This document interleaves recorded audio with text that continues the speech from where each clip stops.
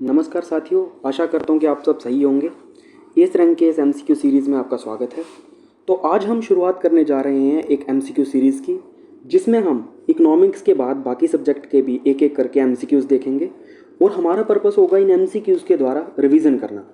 जैसे कि हम हर चैप्टर वाइज जब भी हम एक थीम लेंगे उसके चैप्टर वाइज कुछ एमसीक्यूज़ लेके आएंगे और वो एमसीक्यूज़ आप अटेम्प्ट करोगे। उसके बाद हम इस तरह से एक्सप्लेनेशन वीडियो लाएंगे जिससे आपके कंसेप्ट आपको ब्रिज करने में हेल्प होगी और आप इसको अगर रिवीजन की तरह यूज़ करेंगे तो आप इसका ज़्यादा से ज़्यादा बेनिफिट उठा पाएंगे। हमारा अभी जैसा कि आप जानते हैं कि फाइनेंस का एग्ज़ाम 15 नवंबर को शेड्यूल्ड है, तो हमारे पास अब बहुत ज़्यादा टाइम नहीं है। हमें अब 3 महीने से भी कम टाइम बचा है। तो ये टाइम हमारे पास ऐसा है कि जिसमें हमें पता है कि हमें रिवीजन भी करनी होगी और साथ ही साथ हमें अपना सिलेबस वगैरह भी पूरा कंप्लीट करना होगा। तो आज से हम इस श्रृंखला की शुरुआत करने जा रहे हैं। उम्मीद करता हूं कि आप इसको बहुत प्यार देंगे और इस श्रृंखला के बारे में ज़्यादा चर्चा हम इस वीडियो के अंत में करेंगे। ठीक है, तो सबसे पहले तो मैं उम्मीद करता हूं कि आपने टेस्ट अटेम्प्ट कर लिया होगा ऐप पर, और अगर नहीं भी किया है तो आप इस वीडियो के साथ साथ भी इस टेस्ट को अटेम्प्ट कर सकते हैं। आप साथ साथ देख सकते हैं कि आपका कौन सा क्वेश्चन कैसा जा रहा है। आप वीडियो को पॉज कीजिए और अपना आंसर लगाइए जो आपको लगता है कि वो आंसर है। उसके बाद आप एक्सप्लेनेशन देखिए और जो भी कोई चीज़ आपको लगती है कि आपने आज नहीं सीखी उसे आप अपने नोट्स में ज़रूर ऐड कीजिएगा। तो चलिए शुरुआत करते हैं हम अपने पहले प्रश्न से। तो अगर हम पहला प्रश्न देखें तो पहला प्रश्न है कि विच of the following is not a cause of the central economic problem.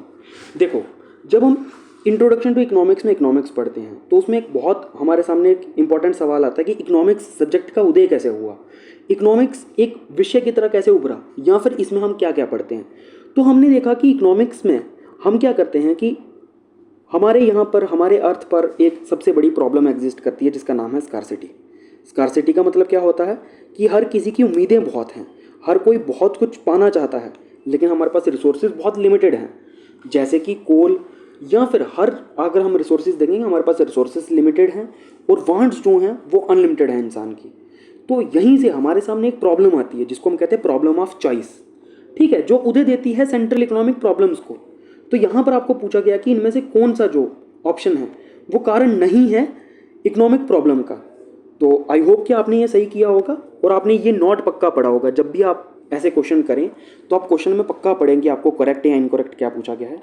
पहला ऑप्शन आपके पास सामने scarcity of resources. Scarcity of resources का मतलब मैंने आपको अभी बता दिया कि रिसोर्सेज बहुत ही लिमिटेड हैं। ठीक है, अनलिमिटेड वांट्स का मतलब क्या हो गया, अनलिमिटेड वांट्स की हम बहुत सारी चीज़ें चाहते हैं, हम हर एक चीज़ को खरीदना चाहते हैं, पाना चाहते हैं, और वो रिसोर्सेज बहुत लिमिटेड हैं। और हर एक रिसोर्सेज के क्या हैं, अल्टरनेटिव यूजेस हैं।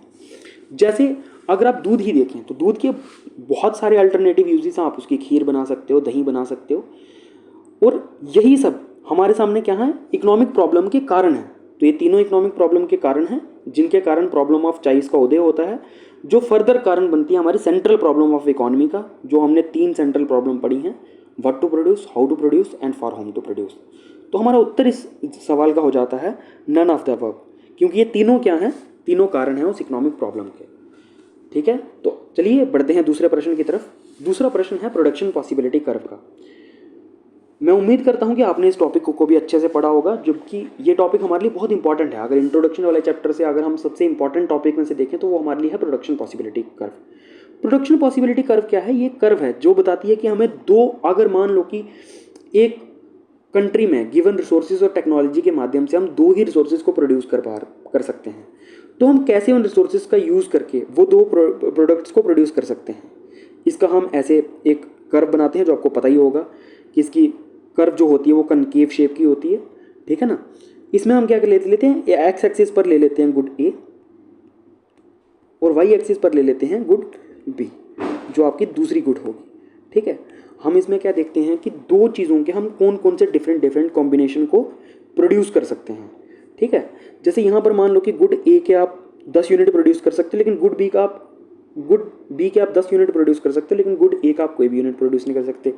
यहाँ पर आप शायद गुड ए और गुड बी दोनों के 5-5 यूनिट प्रोड्यूस कर पाओगे। तो प्रोडक्शन पॉसिबिलिटी कर्व हमें बताती है कि आप कितने जो डिफरेंट कॉम्बिनेशन है वो प्रोड्यूस कर सकते हो आपके दिए गए रिसोर्सेज और टेक्नोलॉजी के साथ। ठीक है, तो इसके बारे में कुछ क्वेश्चन है। पहला है कि इट स्लोप्स डाउनवर्ड, और दूसरा है it is concave in shape due to increasing marginal rate of transformation. तो आशा करता हूँ कि आपने इसका ऑप्शन लगा लिया होगा या फिर आपने टेस्ट में इसे सही किया होगा। तो हमें पता है कि पहली स्टेटमेंट यहाँ पर बिल्कुल सही है। ये कैसा स्लोप होती है, इसकी डाउनवर्ड स्लोपिंग होता है। और उसका कारण क्या होता है, उसका कारण होता है इंक्रीजिंग मार्जिनल अपॉर्चुनिटी कॉस्ट। क्योंकि मार्जिनल अपॉर्चुनिटी कॉस्ट क्या होती है, इंक्रीजिंग होती है। मार्जिनल अपॉर्चुनिटी कॉस्ट क्या होती है दोस्तों, मार्जिनल अपॉर्चुनिटी कॉस्ट होती है कि आप अगर गुड ए और गुड बी दोनों प्रोड्यूस कर रहे हो, तो अगर आप एक गुड का एक एडिशनल यूनिट प्रोड्यूस करना चाहते हो तो उसके लिए आपको गुड बी के या दूसरी चीज़ के कितने यूनिट सेक्रीफाइस करने पड़ेंगे। ठीक है, इसको हम बोलते हैं मार्जिनल रेट ऑफ ट्रांसफॉर्मेशन या फिर मार्जिनल अपॉर्चुनिटी कॉस्ट। और ये क्या होती है, इंक्रीजिंग होती है। ठीक है, तो दूसरी स्टेटमेंट क्या हो जाएगी, गलत हो जाएगी, क्योंकि यहाँ पर डिक्रीजिंग दी है जबकि ये क्या होगी, इंक्रीजिंग होगी। तो इसी के साथ हमारा करेक्ट आंसर क्या हो जाएगा, करेक्ट आंसर हो जाएगा ए, ओनली वन इज करेक्ट। चलिए अगले प्रश्न की तरफ बढ़ते हैं। अगला प्रश्न है कि इनमें से कौन कौन सा रीजन है for the inward shift of production possibility curve. जैसा कि मैंने आपको प्रोडक्शन पॉसिबिलिटी कर्व के बारे में बताया कि ये कैसी कर्व होती है जो हमें बताती है कि गिवन रिसोर्स और टेक्नोलॉजी के माध्यम से हम कितने जो प्रोडक्ट्स हैं वो प्रोड्यूस कर सकते हैं, कितने यूनिट ऑफ गुड ए और गुड बी प्रोड्यूस कर सकते हैं। मान लीजिए कि अगर ये आपकी नॉर्मल प्रोडक्शन पॉसिबिलिटी कर्व है, ठीक है, ये आपकी नॉर्मल प्रोडक्शन पॉसिबिलिटी कर्व है। अगर आपके दिए गए जो रिसोर्सेज और टेक्नोलॉजी है वो एडवांस हो जाएंगे, ठीक है, अगर वो एडवांस हो जाएंगे तो आप क्या कर पाओगे, आप ज़्यादा से ज़्यादा गुड्स प्रोड्यूस कर पाओगे, आप ज़्यादा से ज़्यादा गुड ए और गुड बी प्रोड्यूस कर पाओगे। जैसे मान लो कि अभी तक आपके पास 10 आदमी काम करते थे, ठीक है, 10 आदमी काम करते थे और उनके पास 10 मशीनें थी जिनसे वो काम करते थे। अगर मान लीजिए कि आप 2 मशीनें और ले आते हैं और 2 आदमी और ले आते हैं, तो अब आपकी प्रोडक्शन क्या होगी, प्रोडक्शन आपकी बढ़ जाएगी। ठीक है, इस प्रोडक्शन के बढ़ने के पीछे कारण क्या होते हैं, टेक्नोलॉजी में एडवांस होना और रिसोर्सेज और एफिशिएंसी बढ़ना। इससे क्या होगा कि ये बढ़ेगा और बढ़ेगा तो आपका कर्व कहाँ शिफ्ट होगा, कर्व आपका आउटवर्ड शिफ्ट होगा, कर्व आपका बाहर की तरफ शिफ्ट होगा। इसको हम राइटवर्ड शिफ्ट भी कहते हैं और आउटवर्ड शिफ्ट भी कहते हैं। वहीं दूसरी तरफ अगर आपके रिसोर्सेज में डिग्रेडेशन होगी या टेक्नोलॉजी में डिग्रेडेशन होगी तो आपके रिसोर्सेज क्या होंगे, आप उनके साथ क्या कर पाओगे, कम प्रोड्यूस कर पाओगे और आपके रिसोर्सेज क्या होंगे, इनवर्ट शिफ्ट होंगे। आपकी कर्व जो है, अगर आपकी जो प्रोडक्शन पॉसिबिलिटी कर्व है वो क्या होगी, वो इनवर्ट शिफ्ट होगी। ठीक है, तो यहाँ पर कारण क्या होगा इनवर्ट शिफ्ट के लिए, तो इनवर्ट शिफ्ट के लिए कारण होगा degradation of resource and technology, और आउटवर्ड शिफ्ट या राइटवर्ड शिफ्ट के लिए कारण क्या होंगे, एडवांसमेंट ऑफ टेक्नोलॉजी और increase in resources and efficiency. तो यहाँ पर हमारा आंसर हो जाएगा ए, ओनली 3। ठीक है, अब हम बढ़ते हैं अपने चौथे प्रश्न की तरफ, जो है आपको मैच करना है जो डिस्क्रिप्शन दी गई है और जो फेमस इकोनॉमिस्ट दिए गए हैं उनकी डिस्क्रिप्शन के साथ। तो दोस्तों ये भी बहुत इंपॉर्टेंट है, आमतौर पे हम क्या करते हैं, इसको बहुत ज़्यादा इग्नोर करते हैं, तो आपको इनके बारे में पता होना चाहिए। पहली बात, एडम स्मिथ को हम क्या कहते हैं, फादर ऑफ मॉडर्न इकोनॉमिक्स। अगर आपको एडम स्मिथ के बारे में पता होगा, एडम स्मिथ को हम कहते हैं फादर ऑफ मॉडर्न इकोनॉमिक्स। ठीक है, फादर ऑफ मॉडर्न इकोनॉमिक्स क्यों कहते हैं इनको, क्योंकि इन्होंने एक किताब लिखी थी, किताब क्या थी, वेल्थ ऑफ नेशन। ठीक है, ये बुक का नाम आपको याद रखना है, वेल्थ ऑफ नेशन। ठीक है, इन्होंने किताब लिखी थी वेल्थ ऑफ नेशन, जिसमें इन्होंने इकोनॉमिक्स की वेल्थ कंसेप्ट दिया था या वेल्थ डेफिनेशन दी थी, जिसमें इन्होंने कहा था कि economics is the study of inquiry and nature, studies economics is inquiry into study and जिसमें बताया गया है कि इकोनॉमिक्स क्या है, इकोनॉमिक्स स्टडी है जो स्टडी करती है कॉजेज और नेचर ऑफ द वेल्थ के। ठीक है, तो इनको हम वेल्थ डेफिनेशन के जनक भी कहते हैं और फादर ऑफ मॉडर्न इकोनॉमिक्स भी कहते हैं। वहीं अगर हम इसके अलावा भी इन्होंने जो थ्योरीज दी थी वो भी हमारे लिए बहुत इंपॉर्टेंट है। जैसे इन्होंने थ्योरी ऑफ इनविजिबल हैंड दी थी, ठीक है, वो भी हमारे लिए बहुत इंपॉर्टेंट है, थ्योरी ऑफ इनविजिबल हैंड। इसके अलावा इन्होंने कैनन ऑफ टैक्सेशन दिए थे, ठीक है, 4 कैनन्स ऑफ टैक्सेशन दिए थे, जो हम टैक्सेशन में एक बार रिवाइज करेंगे और उम्मीद करता हूँ कि आपने कैनन्स ऑफ टैक्सेशन पढ़े भी होंगे कि 4 कैनन्स ऑफ टैक्सेशन अपने टैक्सेशन वाले चैप्टर में। ठीक है, इसके अलावा इनको हम फादर ऑफ कैपिटलिज्म भी कहते हैं। ठीक है ना, लेसाइज फेयर जो आइडिया था उसके भी इनको जनक माना जाता है। ठीक है, वहीं फिर दूसरे नंबर पर अगर बात करें एल्फ्रेड मार्शल की, तो प्रोफेसर एल्फ्रेड मार्शल कौन थे, इनको हम फादर ऑफ माइक्रो इकोनॉमिक्स भी कहते हैं। ठीक है, इनको फादर ऑफ माइक्रो इकोनॉमिक्स भी कहते हैं। और आपने बहुत सारी थ्योरीज जैसे law of demand, law of diminishing marginal utility, इन सब में क्या पढ़ा होगा, इनका बहुत ज़्यादा योगदान के बारे में पढ़ा होगा। ठीक है, तो एल्फ्रेड मार्शल कौन है, फादर ऑफ माइक्रो इकोनॉमिक्स। फिर वहीं JM Keynes, one of the most important economist of the modern times, जिनको हम फादर ऑफ मैक्रो इकोनॉमिक्स भी बोलते हैं और फादर ऑफ मिक्स्ड इकोनॉमी भी बोलते हैं। दरअसल 1928 के ग्रेट डिप्रेशन के बाद इन्होंने अपनी बुक में बहुत सारी चीज़ें लिखी थी जिससे हम मैक्रो इकोनॉमिक्स के ऊपर एम्फेसिस देना स्टार्ट किया था। तो इनको हम बोलते हैं फादर ऑफ मैक्रो इकोनॉमिक्स। और डॉक्टर अमर्त्य सेन, अगर आप जानते होंगे, एक इंडियन अमेरिकन इकोनॉमिस्ट थे जिनको नोबेल प्राइज़ मिला था। ठीक है, तो ये कौन है? ये फादर हैं वेलफेयर इकोनॉमिक्स के, या फिर कैपेबिलिटी अप्रोच आपने इनकी पढ़ी होगी, जिसमें ये बताते हैं कि हमें हर किसी की कैपेबिलिटी को डेवलप करना होगा। ठीक है, तो आशा करता हूँ कि आप इन सबको बहुत अच्छे से मैच कर पाए होगे। तो एडम स्मिथ कौन है? Father of modern economics. ठीक है, तो ए का 2 होगा, आप बाकी 2 को एलिमिनेट कर सकते हो इसी के साथ। ठीक है, एल्फ्रेड मार्शल कौन है? Father of micro economics. तो Alfred Marshall father of micro economics हैं, तो बी का 3 होगा। तो अब 2 में ही एलिमिनेट करके अपने सही ऑप्शन तक पहुंच जाएंगे।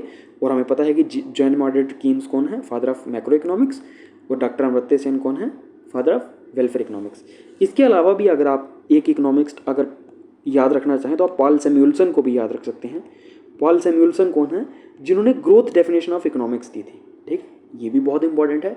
एसएससी में अभी हाल ही में इसके ऊपर एक क्वेश्चन पूछा गया था, तो आप इसको भी एक आइडिया रखेंगे, अपने नोट्स में ऐड कर लेंगे तो बहुत बढ़िया होगा। ठीक है, तो बढ़ते हैं अपने अगले प्रश्न की ओर। अगला प्रश्न है, which of the following best describe the fundamental economic problem. ठीक है, जो फंडामेंटल इकोनॉमिक प्रॉब्लम है वो क्या है? हमने इसे अभी पिछले क्वेश्चन में और पहले क्वेश्चन में भी डिस्कस किया कि इकोनॉमिक्स की सबसे बड़ी प्रॉब्लम क्या है। सबसे बड़ी प्रॉब्लम क्या है? Scarcity of resources. ठीक है, रिसोर्सेज क्या कैसे हैं? स्कार्स हैं, स्कार्सिटी ऑफ रिसोर्सेज है और उनकी डिमांड अनलिमिटेड है। इसके कारण क्या हो, और साथ ही रिसोर्सेज के क्या हैं? अल्टरनेटिव यूजेस भी हैं। ठीक है ना, तो आप और ज़्यादा कंफ्यूज होते हो। और इकोनॉमिक्स आपको क्या बताती है कि कैसे आपको चूज करना है, प्रॉब्लम ऑफ चॉइस, आपको कैसे इसका निपटारा करना है, यही इकोनॉमिक्स है ऑल टुगेदर। तो scarce resources with alternative uses and unlimited want, ये क्या है? फंडामेंटल इकोनॉमिक प्रॉब्लम है। अनलिमिटेड रिसोर्सेज और लिमिटेड वांट्स नहीं है, यहाँ पर अनलिमिटेड वांट होगा। Equal distribution of all resources fundamental economic problem नहीं है। और एब्सेंस ऑफ ह्यूमन वांट्स, ये प्रैक्टिकली पॉसिबल भी नहीं है, और ये सेंट्रल इकोनॉमिक प्रॉब्लम भी नहीं है। ठीक है, अब बढ़ते हैं अपने 6th क्वेश्चन की ओर। 6th क्वेश्चन में आपको बताना है पॉजिटिव इकोनॉमिक्स और नॉर्मेटिव इकोनॉमिक्स में डिफरेंस।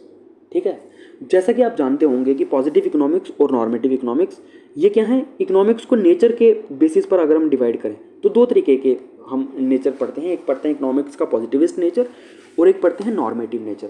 पॉजिटिविस्ट नेचर कौन सा होता है? जिसको हम साइंटिफिक नेचर भी बोलते हैं, और जिनको हम बोलते हैं कि जो मैथमेटिकल रिलेशंस को स्टडी करते हैं, जो एक्चुअली में स्टडी करते हैं कि प्रॉब्लम क्या है, जिनका एक उद्देश्य होता है फाइंड करना कि व्हाट इज़, जो फैक्ट्स के बारे में जानना चाहते हैं, जिसमें हम फैक्ट्स के बारे में बात करते हैं, हम डेटा के बारे में बात करते हैं, इसको हम क्या बोलते हैं? Positive science. ठीक है, economics as a positive science. और नॉर्मेटिव साइंस क्या होगा? जिसमें हम रिकमेंड करते हैं कि हमें ये करना चाहिए, वी ऑट टू बी, हमें ये करना चाहिए, वो सब क्या हो जाता है? नॉर्मेटिव इकोनॉमिक्स हो जाता है। अब इसी बैकग्राउंड के साथ आप इनको पढ़िए। Positive economics deal with the factual and empirically testable relationships. ठीक है, ये पहली स्टेटमेंट है कि पॉजिटिव इकोनॉमिक्स किसके साथ डील करती है?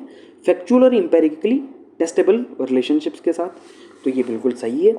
ठीक है, normative economics involve value judgement what ought to be, ये भी स्टेटमेंट सही है, क्योंकि नॉर्मेटिव इकोनॉमिक्स किसके साथ डील करती है? इसमें हम वैल्यू जजमेंट करते हैं, हम देखते हैं कि क्या होना चाहिए या क्या होना चाहिए था। ठीक है, increasing the repo rate will reduce inflation is a normative statement. देखो, इसमें क्या बताया गया कि अगर हम रेपो रेट को बढ़ाएंगे, ठीक है, रेपो रेट को बढ़ाएंगे, उससे क्या होगा? इन्फ्लेशन कम होगी। ये आपने जब आपने आरबीआई का रोल पढ़ा होगा, उसमें जब हमने क्वांटिटेटिव टूल्स पढ़े हैं, हमने पढ़ा है कि जब रेपो रेट या इन सबको अगर आप बढ़ाओगे तो ये हेल्प करते हैं मनी सप्लाई को कम करने में, जिससे क्या होती है कि फर्दर हमारी इन्फ्लेशन रिड्यूस होती है। तो ये तो एक वेल प्रूवन फैक्ट है, डॉक्यूमेंटेड है, इसको आप जानते हो, इसका cause and effect relationship establish हो चुका है। तो ये नॉर्मेटिव नहीं है, ये क्या होगा? ये भी एक फैक्ट ही होगा, और ये भी किसका पार्ट होगा? पॉजिटिव इकोनॉमिक्स का। तो थर्ड स्टेटमेंट क्या हो जाएगी हमारी? गलत। अगर आप थर्ड स्टेटमेंट को एलिमिनेट कर देंगे तो अब आपकी बात आती है सिर्फ फोर्थ स्टेटमेंट पर। आपको फोर्थ स्टेटमेंट में देखना है, अगर फोर्थ स्टेटमेंट के बेसिस पर आप इन दोनों को एलिमिनेट कर सकते हो। फोर्थ स्टेटमेंट में क्या बताया गया?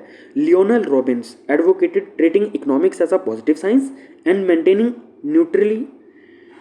Neutrality between ends. ठीक है, अगर आपने ये पढ़ा होगा तो आपको पता है कि ये सही है। और लियोनेल रॉबिन्स, इन्होंने हमें स्कार्सिटी डेफिनेशन जो है इकोनॉमिक्स की वो भी दी थी। और लियोनेल जो रॉबिन्स थे, ये समर्थक भी थे किसके? पॉजिटिव इकोनॉमिक्स के। ठीक है, अब बढ़ते हैं अगले प्रश्न की ओर। Which are the following best describe opportunity cost. देखो इकोनॉमिक्स में भी और लाइफ में भी एक बहुत कहावत यूज़ की जाती है कि everything has its own cost. ठीक है, हर चीज़ आप जो भी करोगे, जैसे हम आपकी अपनी एग्जांपल ले लेते हैं। जैसे हमारे पास आज 24 घंटे, ठीक है, हमारे पास आज 24 घंटे हैं। ठीक है, हमारी लाइफ में भी हम इकोनॉमिक प्रॉब्लम फेस कर रहे हैं कि टाइम क्या है, सबके पास लिमिटेड है, 24 ही घंटे हैं और उसमें करने के लिए बहुत सारी चीज़ें हैं, अनलिमिटेड वांट्स हैं।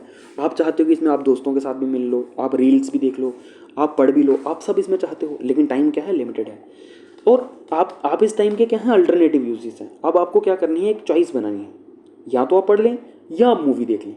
ठीक है, आप जो भी चॉइस बनाओगे, अगर मान लो आप सोचते हो कि आप अगले 6 घंटे क्या करोगे, पढ़ोगे, रिवाइज करोगे, तो इसमें आपका क्या छूट जाएगा, जो आपको मूवी देखनी थी आप वो नहीं देख पाओगे। या फिर अगर आप सोचते हो कि चलो अगले 6 घंटे में मूवी या वेब सीरीज़ देख ली जाए, फिर आप क्या है वो पढ़ाई नहीं कर पाओगे। तो हर एक चीज़ आप कुछ भी चुनोगे उसमें क्या होगा कि आपको कुछ ना कुछ छोड़ना पड़ेगा। तो जो आप चीज़ छोड़ोगे उसकी जो वैल्यू होगी उसको हम क्या कहते हैं, अपॉर्चुनिटी कॉस्ट। इकोनॉमिक्स में हम क्या कहते हैं, जो आपने अल्टरनेटिव को गिव अप किया उसकी जो कॉस्ट थी उसको हम क्या बोलते हैं, अपॉर्चुनिटी कॉस्ट। जैसे मान लो कि एक खेत था, मान लेते हैं कि 1 एकड़ का खेत था। ठीक है, और किसान के पास ऑप्शन था, यहाँ पर या तो वो राइस उगा ले या वो वीट उगा ले। ठीक है, यहाँ पर राइस मान लो हो सकते हैं 100 रुपये के और वीट हो सकती है 150 रुपये की। ठीक है, मान लो कि उसने चुना कि वो यहाँ पर क्या उगाएगा, मान लेते हैं कि उसने चुना कि वो यहाँ पर वीट उगाएगा। तो उसकी अपॉर्चुनिटी कॉस्ट क्या होगी, जो उसने छोड़ दिया, जो उसने बेस्ट अल्टरनेटिव छोड़ दिया, उसने राइस को छोड़ दिया, ये 100 रुपये क्या हो जाएगी उसकी अपॉर्चुनिटी कॉस्ट। ठीक है, तो अपॉर्चुनिटी कॉस्ट क्या होती है, अब ऑप्शन हम पढ़ेंगे। Total monetary expense incurred on a producing goods, ये नहीं होती है। Value of the next best alternative given up when making a choice, ये हमने देखा कि यही क्या होती है, अपॉर्चुनिटी कॉस्ट होती है।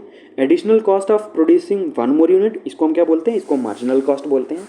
ये भी कंसेप्ट हमारे लिए बहुत जरूरी है और अगला चैप्टर जब हम डिमांड एनालिसिस पढ़ेंगे उसमें बहुत इंपॉर्टेंट कंसेप्ट है हमारे लिए, मार्जिनल एनालिसिस। और fixed portion of total cost, ये भी नहीं होता। तो आंसर क्या हो जाएगा 7th क्वेश्चन का बी, कि अपॉर्चुनिटी कॉस्ट क्या होती है, जो आपने best next alternative give up कर दिया उसकी कॉस्ट को हम क्या बोलते हैं, अपॉर्चुनिटी कॉस्ट बोलते हैं।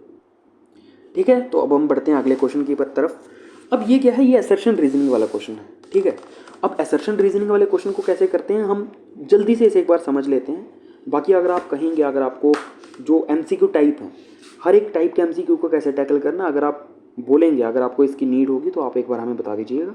हम इस पर भी एक डिटेल्ड एक लेक्चर ले लेंगे जिसमें हम बताएंगे कि डिफरेंट टाइप के एमसीक्यू को सॉल्व करने में क्या क्या अप्रोच हो सकती है। असर्शन और रीजनिंग वाले क्वेश्चंस कैसे होते हैं कि इसमें आपको 2 स्टेटमेंट दी गई होती हैं, यहाँ पर स्टेटमेंट दी गई होगी, यहाँ पर स्टेटमेंट दी गई होगी। ठीक है, आपको क्या करना होता है, इन पहले दोनों स्टेटमेंट को इंडिविजुअली पढ़ना होता है। ठीक है, जैसे यहाँ पर लिखा होगा कि रेपो रेट के बढ़ने से क्या होती है, इन्फ्लेशन कम हो जाती है, ये स्टेटमेंट आप पढ़ोगे। मान लो कि दूसरी स्टेटमेंट क्या दी हुई है कि रेपो रेट के बढ़ने से क्या होगा, मनी सप्लाई जो है वो कम हो जाएगी। ठीक है, मान लेते हैं कि ये 2 स्टेटमेंट आपको दी गई हैं। ठीक है, पहली स्टेटमेंट को लिखा हुआ असर्शन और दूसरी को लिखा हुआ रीजनिंग, या फिर ऐसे भी स्टेटमेंट 1 एंड स्टेटमेंट 2 आपको दिया गया। ठीक है, आपको पहले इन्हें इंडिविजुअली पढ़ना है। आपको पढ़ना है कि क्या स्टेटमेंट 1 सही है, आपको देखना है कि क्या हाँ रेपो रेट बढ़ने से इन्फ्लेशन कम होती है, ये हमने अभी भी देखा और हम जानते भी हैं, हमने बैंकिंग चैप्टर में ये पढ़ा भी होगा। ठीक है ना, तो रेपो रेट के बढ़ने से क्या होता है, इन्फ्लेशन कम होती है। क्या ये इंडिविजुअली सही है, हमें पता है कि स्टेटमेंट 1 क्या है, इंडिविजुअली सही है। फिर हमें दूसरी स्टेटमेंट पढ़नी होती है कि क्या रेपो रेट जब बढ़ाएंगे हम, मनी सप्लाई कम होगी, हमने देखा हाँ जब रेपो रेट बढ़ाओगे तो उससे क्या होगा कि जो बैंकों को, जो कमर्शियल बैंक्स को जो लोन है वो महंगे मिलेंगे और वो फर्दर लोन्स के क्या कर देंगे, इंटरेस्ट रेट बढ़ा देंगे, उससे क्या होगी, मनी सप्लाई कम होगी। ठीक है, अब दोनों स्टेटमेंट जब हमने इंडिविजुअली पढ़ ली, अब हमें देखना होता है कि क्या ये जो स्टेटमेंट 2 है ये कारण है स्टेटमेंट 1 का। ठीक है, इसका मतलब ये होता है कि is A correct explanation of R, is R correct explanation of A. इसका मतलब यही होता है कि क्या ये जो आर है, जो रीजन है, क्या ये एक्सप्लेन कर पा रहा है स्टेटमेंट 1 को। तो आप इन दोनों को पढ़ोगे, या फिर एक सिंपल टेक्निक आप क्या लगाओगे, आप इस स्टेटमेंट को पढ़ो और उसके आगे बिकॉज लगा के स्टेटमेंट 2 पढ़ो। आप ऐसे पढ़ोगे, स्टेटमेंट 1 पढ़ोगे, फिर लगाओगे बिकॉज, फिर पढ़ोगे स्टेटमेंट 2, और ये आप तभी पढ़ोगे जब आपको पता है कि दोनों स्टेटमेंट सही हैं। यहाँ पर एक बहुत आसान होता है, अगर आपको पता चल गया इन दोनों में से कोई स्टेटमेंट गलत है, जैसे आपको लगता है कि ए गलत है, तो आपको पता है कि ए इज फॉल्स, एक ही ऑप्शन बचता है। और अगर आपको पता है कि आर गलत है तो आपको पता तब भी एक ही ऑप्शन बचता है। जब आपने देख लिया कि दोनों ऑप्शन सही हैं, अब आपको बिकॉज लगा के देख लेना। अब आप देखो कि रेपो रेट बढ़ने से इन्फ्लेशन कम हो जाती है, क्योंकि जब रेपो रेट बढ़ती है मनी सप्लाई कम हो जाती है। तो इससे आपको पता चल गया कि ये दोनों क्या हैं, ए और आर एक दूसरे की करेक्ट एक्सप्लेनेशन है। तो आशा करता हूँ कि ये आपको समझ आया होगा कि असर्शन रीजनिंग वाले क्वेश्चंस को हम कैसे करते हैं, क्योंकि इसमें बहुत सारे बच्चे जो हैं वो कंफ्यूज हो जाते हैं। ठीक है, अब हम ये वाला क्वेश्चन पढ़ते हैं। ठीक है, पहली स्टेटमेंट क्या है, every economy whether capitalist, socialist और mixed faces central economic problem regarding what, how and for whom to produce. ठीक है, यहाँ पर सेंट्रल इकोनॉमिक प्रॉब्लम को डिस्क्राइब किया जा रहा है। जो तीन हमारी सेंट्रल प्रॉब्लम है, what to produce, how to produce and for whom to produce. और दूसरा रीजन क्या है, human wants are unlimited whereas economic resources are limited and have alternative uses. अब आपको यही अप्रोच लगानी है। क्या देखना है कि स्टेटमेंट ये करेक्ट है, हमें पता है, जी हाँ बिल्कुल स्टेटमेंट 1 करेक्ट है, हर economy central problem of economy face करती है। स्टेटमेंट दूसरी सही है, ह्यूमन वांट्स अनलिमिटेड हैं और इकोनॉमिक रिसोर्सेज लिमिटेड हैं और उनके अल्टरनेटिव यूजेस हैं, ये भी दोनों क्या है, स्टेटमेंट सही है। अब हमें देखना है कि क्या इसका ये करेक्ट एक्सप्लेनेशन है। इसमें हम कैसे देखेंगे, every economy whether capitalist, socialist or mixed faces central economic problems regarding what, how and for whom to produce because human wants are unlimited whereas economic resources are limited and have alternative uses. तो इसको अगर आपको पढ़ते ही आपको लग जाएगा कि हाँ ये इसका सही क्या है, सही आंसर है और इसकी सही एक्सप्लेनेशन है, क्योंकि central problem of economy arise ही इसलिए करती हैं क्योंकि हमारी स्कार्स हैं, रिसोर्सेज स्कार्स हैं और वांट्स क्या हैं, अनलिमिटेड हैं। तो दोनों असर्शन और रीजनिंग क्या हो जाएंगे, सही हो जाएंगे और जो रीजन है वो करेक्ट एक्सप्लेनेशन है असर्शन का। ठीक है, अब अगले क्वेश्चन की तरफ बढ़ते हैं। Which of the following are additional economic problem faced by developing countries. देखो अगर आपने एनसीईआरटी से पढ़ा होगा, एक मतलब बहुत सारे बच्चे पूछते रहते हैं कि हमें इकोनॉमिक्स के लिए आइडियल सोर्स किसको मानना चाहिए। तो एनसीईआरटी हमारे लिए काफ़ी अच्छा सोर्स है, इंपॉर्टेंट सोर्स है। तो एनसीईआरटी में ना अलग से 2 सेंट्रल प्रॉब्लम अलग से दी हुई हैं। ठीक है ना, 3 सेंट्रल प्रॉब्लम तो हम पढ़ते ही हैं, what to produce, how to produce and for whom to produce. ठीक है ना, ये तो हम पढ़ते ही हैं। 2 एडिशनल प्रॉब्लम बताई गई हैं उसमें, जो कौन फेस करती हैं, डेवलपिंग कंट्रीज। ठीक है, डेवलपिंग कंट्रीज क्या करती हैं, 2 एडिशनल प्रॉब्लम फेस करती हैं। ठीक है, उन्हीं के बारे में ये क्वेश्चन पूछा गया। Which of the following are the additional economic problem faced by developing countries. ठीक है, how to accumulate more wealth, how to achieve growth of resources, how to achieve fuller utilisation of resources. तो अब आपको इसमें क्या देखना है कि डेवलपिंग नेशन कौन कौन सी प्रॉब्लम फेस करते हैं। How to accumulate more wealth, ये आपको पता भी है कि एक ऐसी एब्सर्ड सी स्टेटमेंट लग रही है, ये सही भी नहीं हो सकती। ठीक है, तो पहला तो इसका आंसर नहीं है। How to achieve growth of resources, बिल्कुल रिसोर्सेज को ग्रो कैसे करना है। ठीक है ना, रिसोर्सेज की ग्रोथ कैसे अचीव करनी। जैसे हमें पता है कि अफ्रीका के पास रिसोर्सेज बहुत ज़्यादा हैं लेकिन वो उन्हें एक्सट्रैक्ट नहीं कर पा रहे हैं, तो ये डेवलपिंग नेशन की क्या है, एक प्रॉब्लम है। जैसे हमारे पास भी लिथियम के काफ़ी रिजर्व्स हैं जम्मू कश्मीर में, लेकिन हम उनको अभी तक एक्सट्रैक्ट नहीं कर पा रहे हैं, इसलिए हम आउटर पर डिपेंडेंट है। तो ये तो एक प्रॉब्लम होगी ना डेवलपिंग नेशंस की। How to achieve fuller utilisation of resources, ये किसके साथ लिंक करती है, अनएम्प्लॉयमेंट के साथ। ठीक है ना, अब रिसोर्सेज तो हमारे साथ है, रिसोर्सेज तो हमारे पास हैं, हम सबसे यंगेस्ट पॉपुलेशन है वर्ल्ड की, लेकिन फिर भी हम उनको फुलर यूटिलाइजेशन नहीं कर पा रहे हैं उनका। ठीक है ना, तो ये भी क्या होती है, डेवलपिंग नेशंस की क्या होती है, प्रॉब्लम होती है, जो डील करती है अनएम्प्लॉयमेंट के साथ और ये डील करती है रिसोर्सेज का प्रॉपर यूटिलाइजेशन ना कर पाना। तो इसका आंसर क्या हो जाएगा, बोथ 2 और 3 क्या हैं, सही हैं। ठीक है, तो इसका आंसर हो जाएगा सी। ठीक है, तो इसको भी आप एक बार नोट कर लीजिए, 2 एडिशनल प्रॉब्लम है। ठीक है, अब हम बढ़ते हैं अपने अगले प्रश्न की तरफ। ठीक है, consider the following statement regarding points on and around a production possibility curve. ठीक है, प्रोडक्शन पॉसिबिलिटी कर्व हमने अभी, मेरे ख्याल से तीसरा प्रश्न है प्रोडक्शन पॉसिबिलिटी कर्व पर। ठीक है, हमने देखा अब प्रोडक्शन पॉसिबिलिटी कर्व पर, इस कर्व पर कहीं भी कोई पॉइंट है, ठीक है ना, वो क्या है, वो अटेनेबल पॉइंट है, उनको हम अचीव कर सकते हैं। इस पॉइंट पर इतना गुड ए बन रहा होगा और इतना गुड बी बन रहा होगा, इस पॉइंट पर इतना गुड ए बन रहा होगा और इतना गुड बी बन रहा होगा। ठीक है ना, ये हम पता लगा सकते हैं। ठीक है, इस कर्व पर कोई भी पॉइंट होगा वो क्या हो जाएगा, हमारे लिए अटेनेबल पॉइंट हो जाएगा। लेकिन अगर मान लीजिए कि कोई यहाँ पर पॉइंट है इनसाइड द कर्व, ठीक है, इसको हम पॉइंट ए मान लेते हैं, एक आउटसाइड है, इसको हम पॉइंट बी मान लेते हैं।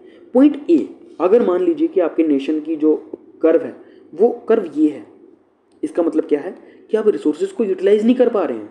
आपके पास जो दिए गए रिसोर्सेज है, जो टेक्नोलॉजी है, वो यहाँ तो उतनी एडिक्वेट नहीं है, आप रिसोर्सेज को यूटिलाइज नहीं कर पा रहे हैं, इसको हम कहते हैं अंडर यूटिलाइजेशन। और ये जो बी है, ये पॉइंट कैसा हो जाएगा, ये अनअटेनेबल पॉइंट हो जाएगा, ये अनअटेनेबल पॉइंट है। और इसको अगर आपको अटेन करना है, आपको या तो रिसोर्सेज को बढ़ाना पड़ेगा या टेक्नोलॉजी को बढ़ाना पड़ेगा, या इन दोनों को, रिसोर्सेज और टेक्नोलॉजी को क्या करना पड़ेगा, बढ़ाना पड़ेगा। ठीक है, हमने बात कर ली। अब आइए हम स्टेटमेंट पढ़ते हैं एक बार फिर से। ठीक है, a point inside the production possibility curve is attainable but indicate under utilisation और इनएफिशिएंसी। ये पॉइंट मैंने आपको बता दिया कि अगर पॉइंट इनसाइड द कर्व है तो वो किसके कारण होगा, वो इनएफिशिएंसी के कारण होगा या फिर अंडर यूटिलाइजेशन ऑफ रिसोर्सेज के कारण होगा। तो पहली स्टेटमेंट क्या हो जाएगी, सही हो जाएगी। अब point on the production possibility curve represents productive efficiency. यहाँ पर कोई भी पॉइंट होगा वो हमें प्रोडक्टिव एफिशिएंसी के बारे में बताता है, ये भी बिल्कुल सही स्टेटमेंट है। तो दूसरी स्टेटमेंट भी क्या हो जाएगी, सही। A point outside the production possibility curve is currently unattainable with existing resources and technology। ये पॉइंट भी हमारा क्या है, सही है। ठीक है, ये हम बी पॉइंट की बात कर रहे हैं कि ये क्या है, अनअटेनेबल है हमारे दिए गए रिसोर्सेज और टेक्नोलॉजी के साथ। इसमें आपको बताना कि कौन सी स्टेटमेंट क्या है, करेक्ट है। तो हमें पता है कि इसमें कौन कौन सी स्टेटमेंट करेक्ट है, तीनों स्टेटमेंट ही क्या है, करेक्ट है। ठीक है, अब बढ़ते हैं अपने 11वें प्रश्न की ओर। What do you mean by marginal opportunity cost. हमने पिछले अभी क्वेश्चन में बात करी कि एक, मान लीजिएगा आप दो गुड्स प्रोड्यूस कर रहे हैं, ठीक है, आप गुड ए प्रोड्यूस कर रहे हैं, गुड बी प्रोड्यूस कर रहे हैं। मान लेते हैं कि गुड ए क्या है, आप बाइक्स प्रोड्यूस कर रहे हैं गुड ए, और गुड बी मान लेते हैं कि आप आईफोन। आपके पास ये जितनी दी गई टेक्नोलॉजी और जितनी दी गई लेबर है उसके साथ आप बाइक और आईफोन ही प्रोड्यूस कर सकते हो। ठीक है, मान लीजिए कि अगर आपके पास 10 आदमी हैं, अगर उन सबको आप काम पे लगाएंगे तो वो 10 आईफोन बना सकते हैं। ठीक है, अब आप चाहते हैं कि आप एक बाइक बनाएं। बाइक बनाने के लिए आपको क्या करना पड़ेगा, अब आपको 2 आदमियों को लगाना पड़ेगा बाइक बनाने के लिए, वो एक बाइक बना पाएंगे। अगर आप एक बाइक बनाएंगे तो आपके आईफोन कितने बन पाएंगे, 8 ही बन पाएंगे।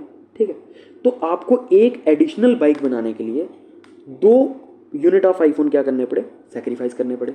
सिमिलरली अगर आप चाहते हो कि 2 बाइक्स बने, अब आपको शायद 5 आदमियों को भेजना पड़े। ठीक है ना, मार्जिनल अपॉर्चुनिटी कास्ट क्या होती है, इंक्रीज होती है। ठीक है ना, तो मार्जिनल अपॉर्चुनिटी कास्ट क्या हो जाएगी, द रेट, अब हम ऑप्शन पढ़ते हैं, the rate at which consumer substitute one commodity for another. ठीक है ना, ये रेट ऑफ सब्सटीट्यूशन होता है, ये भी हमें बताइए, इसका ऑप्शन नहीं है। The number of units of one commodity sacrifice to gain additional unit of another commodity. ये क्या होगा, बिल्कुल सही ऑप्शन हो जाएगा हमारे लिए। तीसरा ऑप्शन क्या है, the total monetary value of the next best alternative. ये क्या था, ये अपॉर्चुनिटी कास्ट, हमने ये भी पहले पढ़ा। The continuous decline in satisfaction from additional consumption, ये law of diminishing marginal utility है जो हम आगे आने वाले लेक्चर्स में करेंगे। तो इसका आंसर क्या हो जाएगा, इसका आंसर हो जाएगा बी। ठीक है, मार्जिनल अपॉर्चुनिटी कॉस्ट, और इस रेट को अगर आप नापोगे उसको हम बोलते हैं मार्जिनल रेट ऑफ ट्रांसफॉर्मेशन। ठीक है, 12th क्वेश्चन है हमारा माइनिंग ऑफ, अब फिर से असर्शन रीजनिंग वाला क्वेश्चन है। अब आई होप कि आप इसको कैसे सॉल्व करते हैं अब आप समझ चुके होंगे। Mining of a coal is regarded as primary activity. Mining of coal क्या है, प्राइमरी एक्टिविटी है। और फिर रीजन में क्या बताया जा रहा है कि the primary sector include economic activity involving the direct utilisation और एक्सट्रैक्शन ऑफ नेचुरल रिसोर्सेज। तो देखो असर्शन में क्या बताया जा रहा है, स्टेटमेंट 1 क्या है कि mining of coal primary activity में आता है। अब आपने सेक्टर ऑफ इकोनॉमी पढ़े होंगे, प्राइमरी सेक्टर हमने पढ़ा। प्राइमरी सेक्टर कौन सा सेक्टर होता है, जहाँ पर हम नेचुरल रिसोर्सेज को एक्सट्रैक्ट करते हैं, नेचुरल रिसोर्सेज को यूज़ करते हैं। जब हम इनकी वैल्यू को ट्रांसफॉर्म करेंगे, जब हम इनको ट्रांसफॉर्म करके एक अनदर गुड में तब्दील करेंगे, उसको हम क्या बोलते हैं, मैन्युफैक्चरिंग गुड। ठीक है ना, या फिर सेकेंडरी सेक्टर। ठीक है, फिर इसको जब जो आपको हेल्प करेगा इसको सेल आउट करने में, इसको बेचने में, इसको बनाने में, उन सबको हम क्या बोल देते हैं, टेरिटरी सेक्टर या फिर सर्विस सेक्टर। और 2 सेक्टर आपने अलग से पढ़े होंगे, क्वाटरनरी और क्विनरी सेक्टर, जो हाई स्किल से रिलेटेड है। ठीक है, ये आपने सेक्टर्स पढ़े होंगे। ठीक है, अब माइनिंग ऑफ कोल क्या आता है, प्राइमरी एक्टिविटी आता है। बिल्कुल, primary sector include economic activity of involving the direct utilisation और एक्सट्रैक्शन ऑफ नेचुरल रिसोर्सेज। ये स्टेटमेंट भी सही है और इसका क्या है, करेक्ट एक्सप्लेनेशन है। इसीलिए कोल भी क्या है, प्राइमरी एक्टिविटी के अंडर आता है, क्योंकि हम यहाँ पर भी नेचुरल रिसोर्सेज को क्या करते हैं, एक्सट्रैक्ट करते हैं। तो आपका उत्तर क्या हो जाएगा, ए। दोनों स्टेटमेंट सही हैं और क्या है, एक दूसरे के करेक्ट एक्सप्लेनेशन। ठीक है, अब अगले क्वेश्चन की तरफ बढ़ते हैं, 13th क्वेश्चन। ठीक है, which economic system is described by the following features. अब आपको इकोनॉमिक सिस्टम के क्या बताए जा रहे हैं, फीचर्स बताए जा रहे हैं। मैं आपको शॉर्ट में बहुत जल्दी में एक बार रिवाइज करा देता हूँ। कैपिटलिस्ट इकोनॉमी, इसको हम फ्री मार्केट इकोनॉमी भी बोलते हैं। हमने पढ़ा था कि इसके फादर किसको कहते हैं, हम एडम स्मिथ को। ठीक है, इसमें क्या होता है, इसमें जो प्राइस डिस्ट्रीब्यूशन है वो कौन करती है, वो मार्केट करती है। मार्केट डिसाइड करती है कि किसी चीज़ का प्राइस क्या होगा, कौन सी चीज़ कितनी प्रोड्यूस करनी है, या फिर जो हमारी सेंट्रल प्रॉब्लम थी उन तीनों का डिसीजन कौन लेता है, प्राइवेट या फिर मार्केट उसका डिसीजन लेती है। उसको हम बोलते हैं कैपिटलिस्टिक इकोनॉमी। ठीक है, इसकी एग्जांपल क्या हो जाएगी, यूएसए इसकी एग्जांपल हो जाएगी। सोशलिस्टिक इकोनॉमी क्या हो जाएगी, जहाँ पर सब कुछ कौन ओन करता है, स्टेट ओन करती है या फिर गवर्नमेंट ओन करती है, और वही डिस्ट्रीब्यूट करते हैं और उनका एक ही गोल होता है, इक्वल डिस्ट्रीब्यूशन। ठीक है, ये क्या हो जाएगी, सोशलिस्टिक इकोनॉमी हो जाएगी। इसकी अभी करंट एग्जांपल क्या हो जाएगी, एग्जैक्ट एग्जांपल तो नहीं, लेकिन यूएसएसआर या फिर जिसको हम रशिया कहते हैं, रशिया, चाइना, ये सब क्या है इसकी क्लोज एग्जांपल है। हालांकि हम एग्जैक्ट एग्जांपल नहीं बोल सकते इसको। मिक्स्ड इकोनॉमी कौन सी हो जाएंगी, जो दोनों को यूज़ करती हैं। जैसे इंडिया, वो पब्लिक सेक्टर को भी और प्राइवेट सेक्टर भी वहाँ पर दोनों मिलकर काम करते हैं। और ट्रेडिशनल इकोनॉमी कौन सी होगी, जो अभी भी सस्टेनेंस बेस पर काम कर रहे हैं, ठीक है ना, जैसे ट्राइबल इकोनॉमी है, ये सब हो जाएंगे, ठीक है। तो यहाँ पर अब आप डिस्क्रिप्शन पढ़ोगे, the major mean of production are state owned. जब आपने इतना पढ़ लिया कि मीन्स ऑफ प्रोडक्शन कौन ओन करता है, स्टेट, आपको पता चल गया ये क्या है, सोशलिस्टिक इकोनॉमी है। इकोनॉमिक डिसीजन क्या एम्फेसाइज करता है, सोशल वेलफेयर और इक्विटी। इकोनॉमिक इनका डिसीजन का एम्फेसिस क्या होता है, सोशल वेलफेयर करना और इक्विटी लाना, ठीक है ना। और सिस्टम में face bureaucratic inefficiency and induce consumer sovereignty, ठीक है। इसमें ब्यूरोक्रेटिक इनएफिशिएंसी होती है और कंज्यूमर इसमें उतना सॉवरेन नहीं होता जितना कैपिटलिस्टिक इकोनॉमी में होता है। हम इसके फर्दर क्वेश्चन करेंगे, इसके इन डेप्थ क्वेश्चन करेंगे जब हम इकोनॉमिक सिस्टम पर एमसीक्यू सीरीज लेके आएंगे, ठीक है। तो इसका आंसर क्या हो जाएगा, बी, सोशलिस्टिक इकोनॉमी। अब 14th क्वेश्चन की बात करते हैं। Which of the following is not a standard assumption of production possibility model. Production possibility curve की कौन सी एजम्पशन नहीं है। हम एजम्पन क्या क्या लेते हैं उसमें, the economy produce only 2 good at a given time. मैंने आपको अभी बताया आईफोन और मोटर बाइक के एग्जांपल कि हम 2 ही गुड्स प्रोड्यूस कर सकते हैं एट अ गिवन टाइम, ठीक है। Available resources are fixed in quantity but can be shifted between alternative uses. ये भी क्या है, इसकी एक एजम्पशन है कि आप आईफोन बना सकते हो या फिर क्या बना सकते हो, आप बाइक बना सकते हो, जैसे हमने अभी एग्जाम्पल ली। और आप ये जो लेबर है, ये आईफोन भी बना सकती है और बाइक भी बना सकती है, और जो हमारे पास टेक्नोलॉजी जो मशीन है वो भी दोनों बना सकती है। ये हमारी क्या है, एजम्पशन है।